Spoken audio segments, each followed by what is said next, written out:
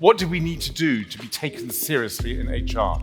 I think it's hard to think of a business function that has moved so radically in such a short space of time from offstage to center stage. The strategic importance of the HR agenda. The most important thing you do is actually appoint the people to deliver and keep flexing that strategy. I think it's one of the most fundamental shifts in the last 25 years that I've seen is this marrying of purpose and profit, if you like, and it's just going faster and faster, in my opinion. You're here because you are ready to innovate, you're pioneers, you're ready to lead the way. And particularly you're here because you're interested in getting your organizations ready for tomorrow.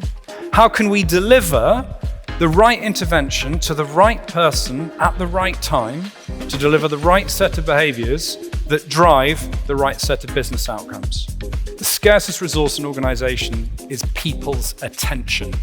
It's their ability to pay attention to and make sense of a series of significantly competing messages such that they can make sense of what's going on, they can make sense of context, and then make the proper, appropriate decisions. Technology mostly doesn't eliminate jobs, but changes the constellation of skills that are required to perform those jobs. So, it's appropriate that we are here at an event organized by MindGym, since the focus on learning, reskilling and upskilling, particularly around soft skills, is very, very important.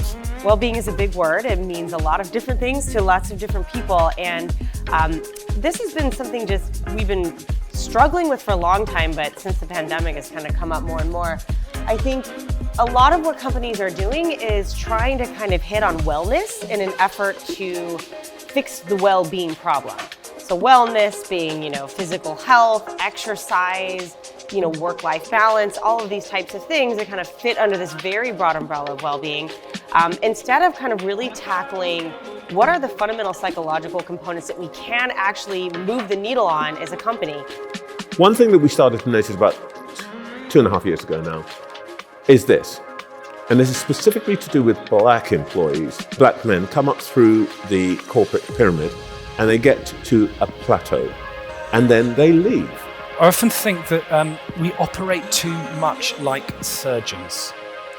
So what happens is that we recognize that our organization in some way has some kind of sickness or disease. Let's say that the liver is failing. We then make a decision to intervene and we're going to run a liver transplant. So we get in there, into the operating theatre, we remove the liver, we put a new liver in, and everything starts to function a bit better. We congratulate ourselves and we go on our merry way. But what we haven't necessarily done is solve the underlying problem. So we can put a new liver into an individual, but if they continue to drink, they may very well be back two years later for another operation.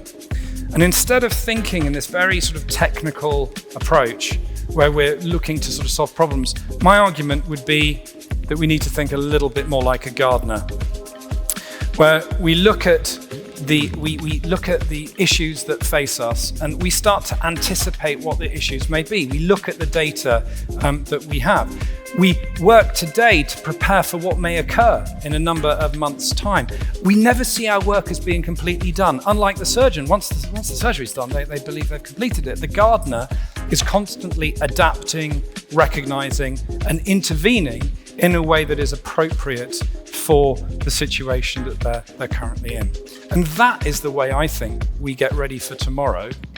And not just for today's tomorrow, but for tomorrow's tomorrow and every tomorrow after that.